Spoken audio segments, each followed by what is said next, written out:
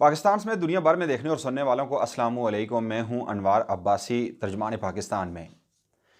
Programme शुरू करने से पहले मेरी आपसे रिक्वेस्ट है कि अगर अभी तक मेरा आपने यूट्यूब चैनल सब्सक्राइब नहीं किया तो बराए मेहरबानी मेरा ना सिर्फ यूट्यूब चैनल सब्सक्राइब कीजिएगा बल्कि बेल आइकन को भी प्रेस कर दीजिएगा ताकि आप तक मेरी ताज़ा तरीन वीडियोज़ पहुँचती रहें।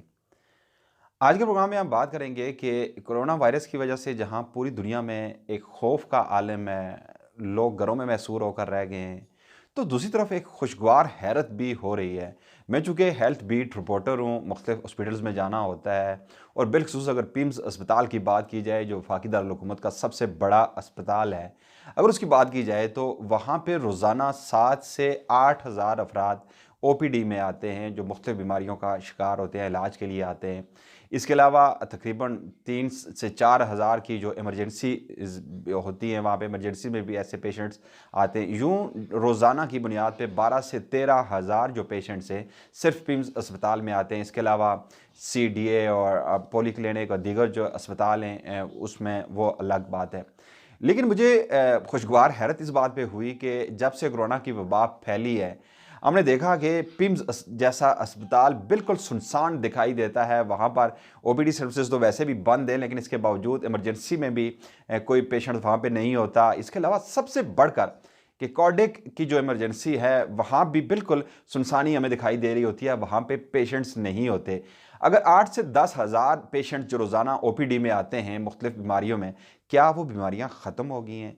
क्या ब्रेन हेमरेज और हार्ट अटैक जैसे जो अमराज हैं उससे अवाम को छुटकारा मिल गया है?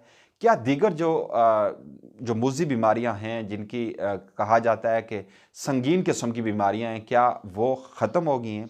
एक चीज़ पे मैं यहाँ पे मैंने गौर किया और शायद आप भी इस बात से इत्तेफाक करें कि बीमारियां भी यकीनन जिस पेशेंट्स को कोई अगर बीमारी लाहक है वही होगी और उसी तरह वो मरीज़ अभी भी चूँकि रोज़ाना की बुनियाद पे अगर हॉस्पिटल्स नहीं आ सकते, रोज़ाना की बुनियाद पे महंगी लैब से जाकर टेस्ट नहीं करवा सकते, तो यकीनन बीमारियां तो उनके अंदर मौजूद होंगी।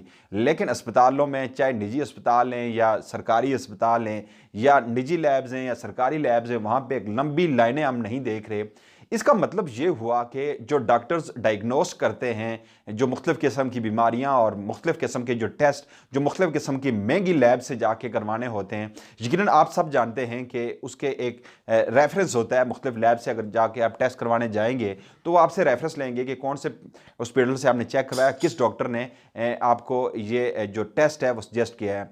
तो यकीनन एक चीज़ तो ये सामने आ गई कि हमारे जो डॉक्टर साहिबान हैं बिलाशुबा इस वक्त चूँकि फ्रंट लाइन पे लड़ने वाली फोर्सेस हैं, वो चूँकि डॉक्टर्स, पैरामेडिकल स्टाफ और नर्सिंग स्टाफ में उन्हें डिग्रेड नहीं करना चाहता, लेकिन दूसरी जानब जो एक मुसलमा हकीकत है उसकी तरफ मैं आपका ध्यान ज़रूर दिलवाना चाहूँगा कि अगर अस्पताल बिल्कुल वीरान है, जो लैब्स हैं उनका बिल्कुल धंधा जो है वो ठप हुआ है, जो महंगी लैब्स हैं, जो आम जो किस्म का जो यूरिन का भी टेस्ट है तो वो अगर सरकारी अस्पतालों में 50 रुपये का हो रहा है तो इन लैब्स में जाएँ 6 से 700 रुपये और 1000 रुपये का टेस्ट होता है। तो वो उनका भी मेरा ख्याल है कारोबार ठप हुआ है, जहाँ कि लॉकडाउन से दीगर जो कारोबार हैं वो मुतासर हुए हैं, तो यकीनन उनका तो बुरी तरह मुतासर हुआ है।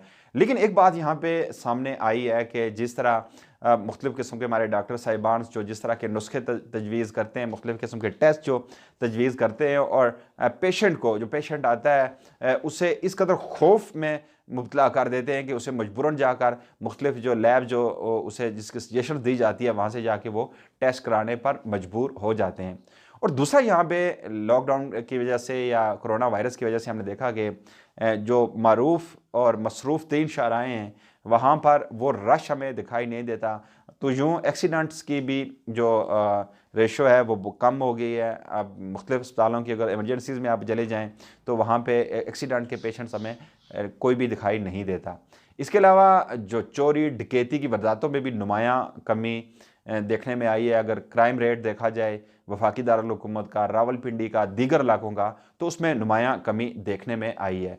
एक चीज़ और कि हमें किफ़ायत शहारी सिखा दी गई है, कोरोना वायरस ने सिखा दी है घरों में रहकर जिस तरह हम बड़े बड़े महंगे रेस्टोरेंट्स पे जाकर हम खाने खाते थे, इसके अलावा जो दीगर हमारे जो अखराजात थे वो भी काफ़ी हद तक हम लोगों ने कंट्रोल कर लिए हैं। तो यूँ एक फ़ायद शहारी भी हमें कोरोना वायरस ने सिखा दी है।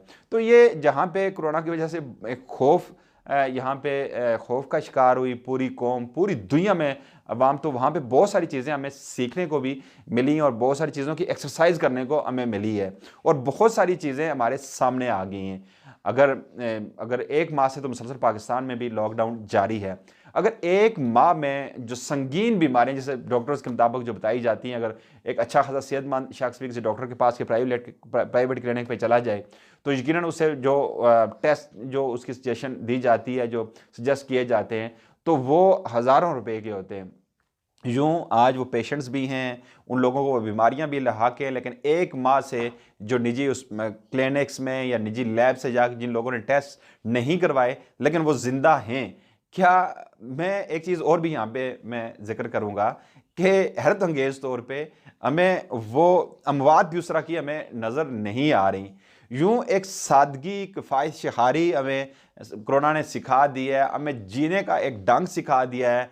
अपने घरों में रहकर हमें बहुत सारी चीज़ें हमने सीखने को मिली हैं, जहाँ पे कोरोना वायरस की बायस, जो इस वबा के बायस जो बहुत सारे ममालिक का माशी नुकसान हुआ है, तो वहीं एक इंसानियत के नाते मैं बात करूँगा कि हमें बहुत सारी बहुत सारी चीज़ों का और ज़िंदगी एक सादा ज़िंदगी गुजारने का एक सलीका भी इस कोरोना वायरस ने सिखा दिया है। आज के प्रोग्राम में इतना, इंशाल्लाह कल आपकी खिदमत में फिर हाज़िर होंगे। तब तक के लिए इजाज़त दीजिए। अल्लाह ने के बाद।